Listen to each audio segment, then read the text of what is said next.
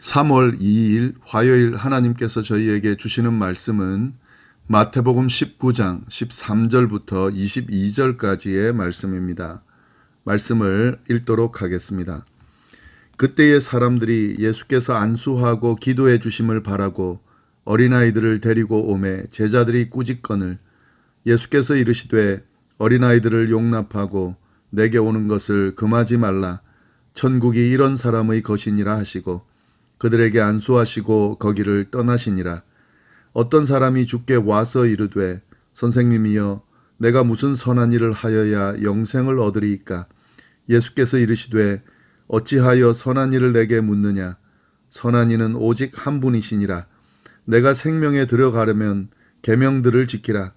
이르되 어느 계명이오니까? 예수께서 이르시되 살인하지 말라, 간음하지 말라, 도둑질하지 말라, 거짓 증언하지 말라, 내 부모를 공경하라, 내 이웃을 내 자신과 같이 사랑하라 하신 것이니라. 그 청년이 이르되 이 모든 것을 내가 지키어 싸운데 아직도 무엇이 부족하니이까? 예수께서 이르시되 내가 온전하고자 할진대 가서 내 소유를 팔아 가난한 자들에게 주라. 그리하면 하늘에서 보화가 내게 있으리라. 그리고 와서 나를 따르라 하시니 그 청년이 재물이 많으므로 이 말씀을 듣고 근심하며 가니라. 아멘.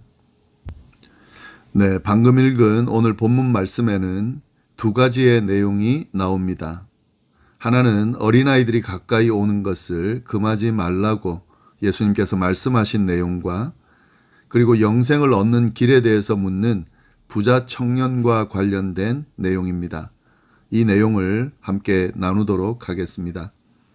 먼저 13절부터 15절 말씀에 있는 어린아이들이 가까이 오는 것을 금하지 말라고 하신 예수님의 말씀을 중심으로 말씀을 보도록 하겠습니다.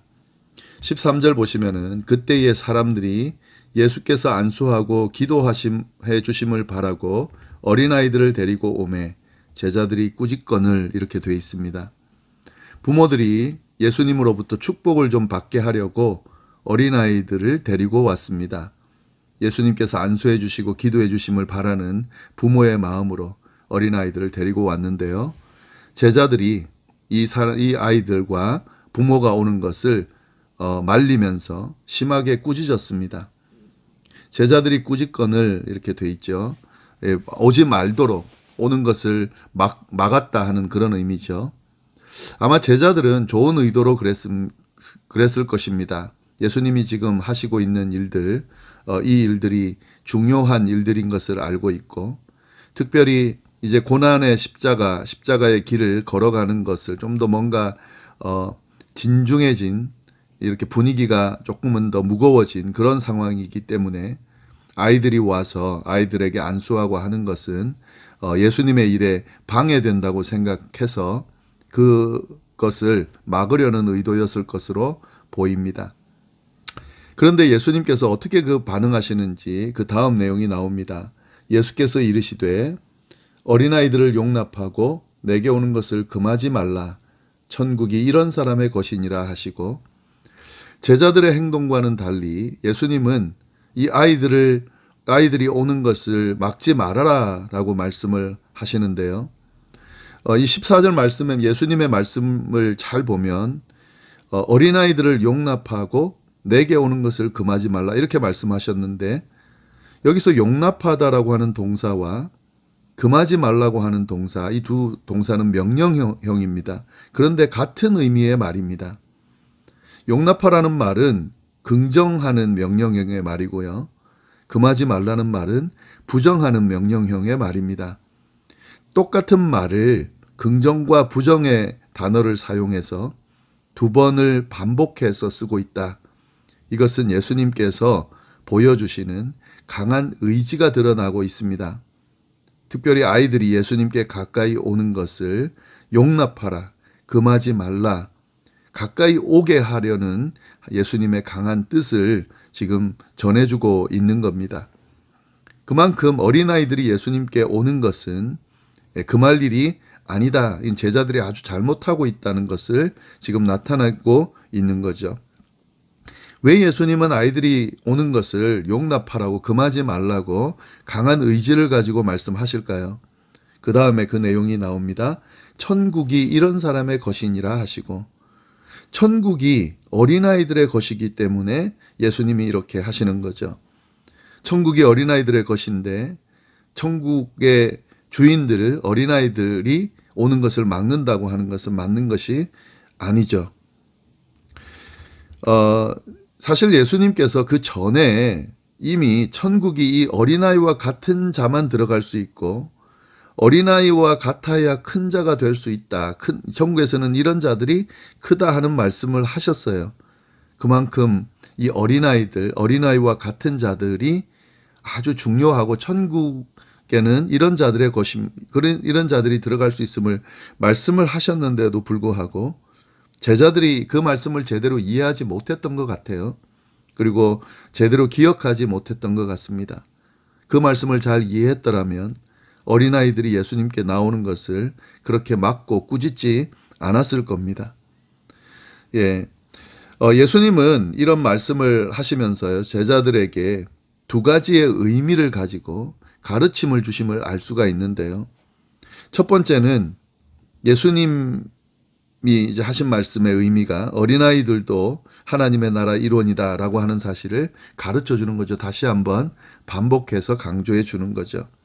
그러면서 예수님이 하시고자 하는 말씀은 앞에서 해주었던 그 가르침을 제자들이 제대로 깨닫기를 원하는 마음으로 어린아이들처럼 의존적이고 겸손한 상태가 돼야 천국에 들어갈 수 있다라고 하는 사실을 다시 한번 강조해서 말하는 것으로 그렇게 이해해 볼 수 있겠습니다.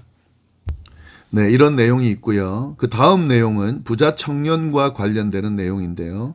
16절부터 22절까지의 말씀이 그 내용입니다.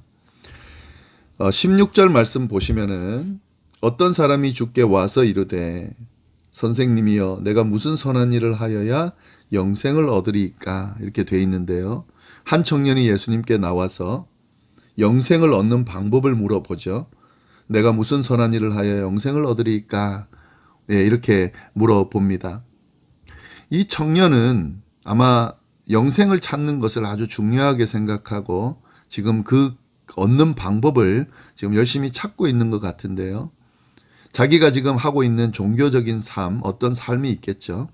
그런 것들이 영생을 얻는 방법으로는 부족하다고 느꼈기 때문에 어떤 선한 일을 해야 영생을 얻는지를 예수님께 물어보고 있습니다. 참 좋은 자세라고 볼 수 있는데요.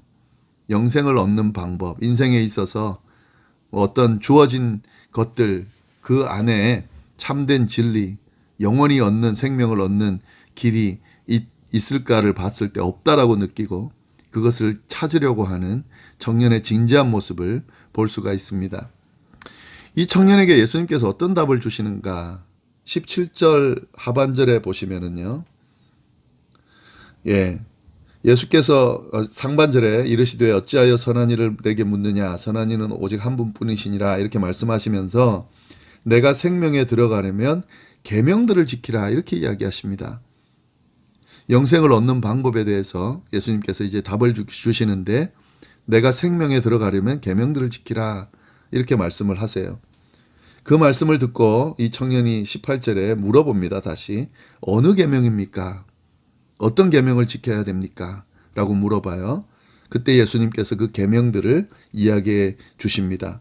예수께서 이르시되 살인하지 말라, 간음하지 말라, 도둑질하지 말라, 거짓 증언하지 말라, 내 부모를 공경하라, 내 이웃을 내 자신과 같이 사랑하라 하신 것을 지키라. 이 계명이다. 이 계명은 10계명 중에서 5번째 계명부터 10계명까지 10번째 계명까지를 말씀하시는 내용입니다. 그리고 마지막에 내 이웃을 내 자신과 같이 사랑하라는 계명으로 마무리를 하는데요. 지금 이 5번째 계명부터 10번째 계명은 이웃 사랑에 대한 계명이죠. 첫 번째부터 네 번째까지는 하나님에 대한 사랑에 대한 계명이고 5번째부터 10번째까지는 이웃 사랑에 대한 계명인데요. 이 5번째부터 10번째까지의 계명, 그것을 이웃 사랑에 대한 계명으로 마무리하면서 이 계명을 지키라고 이야기를 하십니다. 이에 대해서 청년이 어떻게 대답합니까? 20절 보면 그 청년이 이르되 이 모든 것을 내가 지키어 싸운데 아직도 무엇이 부족하니까. 청년은 자신이 모든 것을 지켰다고 대답을 합니다. 예수님께서 말씀하신 이 5계명부터 10계명을 지켰다고 하는 말씀이죠. 그런데 아마 이 이야기 안에는 10계명 전체를 지켰다 이렇게 말하는 것으로 보이는데요. 이 청년은 계명을 열심히 지키는 그런 유대인이었던 것 같습니다.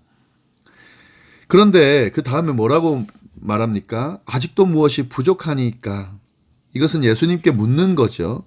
아직도 뭔가 부족합니까? 이 말은 예수님께 묻고 있지만 스스로 부족하다고 지금 느끼고 있는 거죠.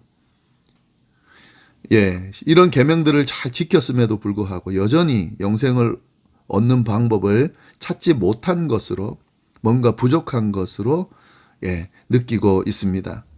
이에 대해서 예수님이 결정적인 답을 해 주십니다. 21절 보시면 예수께서 이르시되 내가 온전하고자 할진대 가서 내 소유를 팔아 가난한 자들에게 주라.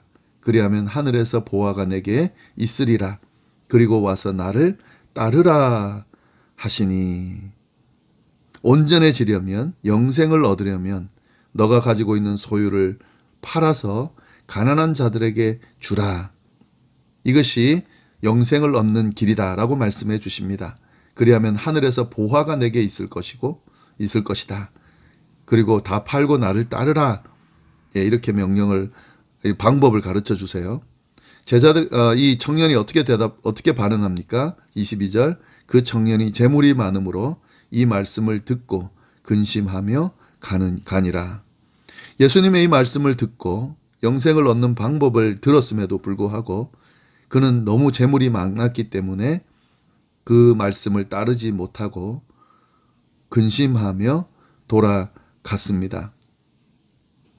영생을 얻는 방법, 예수님이 가르쳐준 방법을 포기한 거죠. 그리고 예수님을 떠나간 거죠. 이 내용을 좀 쭉 보면서요. 이 청년의 문제가 뭐였을까 하는 것을 우리가 볼 필요가 있어요. 그냥 단지 그 예수님께서 재물 팔고 따르라고 하는 명령을 안 지키지 않았다. 이게 문제다. 이렇게만 보지 마시고 앞에서부터 다시 한번 쭉 찬찬히 읽어보시면서 청년이 가지고 있는 문제가 무엇인지를 볼 필요가 있는데요. 먼저 이 청년이 가지고 있는 문제는요. 영생을 얻고자 할 때에 선한 일을 통해서 얻으려고 했습니다. 어떤 행위를 통해서 영생을 얻으려고 했습니다. 17절에 이 청년이 물었죠. 16절에 내가 무슨 선한 일을 하여야 영생을 얻으리까 이렇게 물었습니다. 예수님이 이에 대해서 뭐라고 대답하시냐면요. 내가 생명에 들어가려면 계명들을 지키라 이렇게 이야기했습니다. 뭐가 다릅니까? 영생을 얻을 수 있는 것으로, 선한 일을 통해서 얻을 수 있는 것으로 생각한 청년에게 예수님은 들어가려면 이렇게 이야기를 하죠. 영생은 어떤 행위를 통해서 얻는 것이 아니고요. 들어가는 겁니다. 그 앞에 내용이 그런 내용이에요. 어찌하여 선한 일을 내게 묻느냐. 선한 이는 오직 한 분뿐이시다.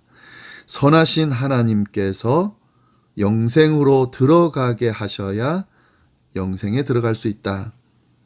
이 청년이 이야기하는 것처럼 어떤 선한 일을 통해서 영생을 얻는 것이 아니라 하나님의 말씀에 순종하고 하나님의 뜻에 따라 살아감으로 말미암아 하나님께서 그를 영생으로 인도하신다라고 하는 말씀을 이야기해 주고 있는 거죠.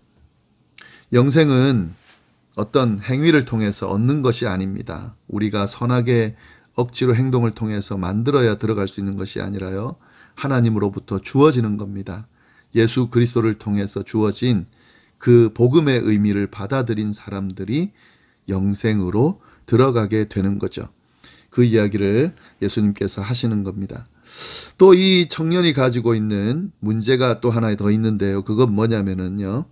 이 청년은 영생에 들어갈 것을 아주 갈망했습니다. 그러니까 이렇게 찾아왔죠.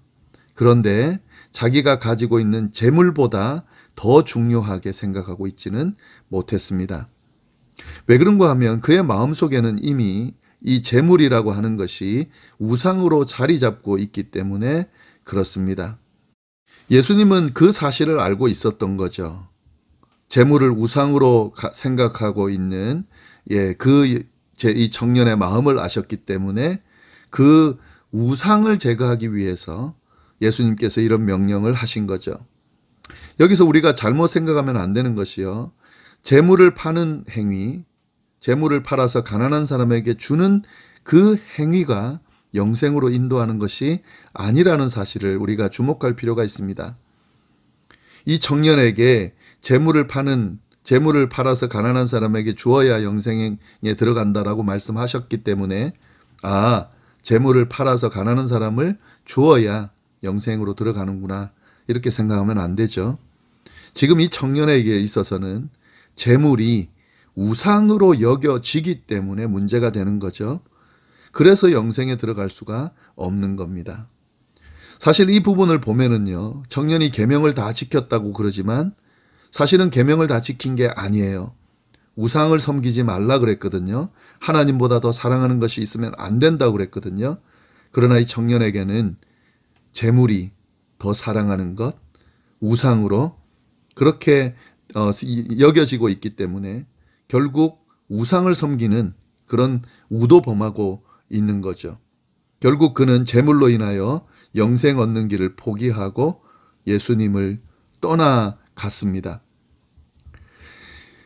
우상을 가지고 있고 예수님보다 하나님보다 더 사랑하는 것을 가지고 있는 경우는 절대로 하나님의 뜻을 따를 수도 없고 믿을 수도 없고 또 하나님께서 주시는 구원과 영생을 얻을 수 없다라고 하는 사실을 오늘 말씀이 잘 보여주고 있습니다.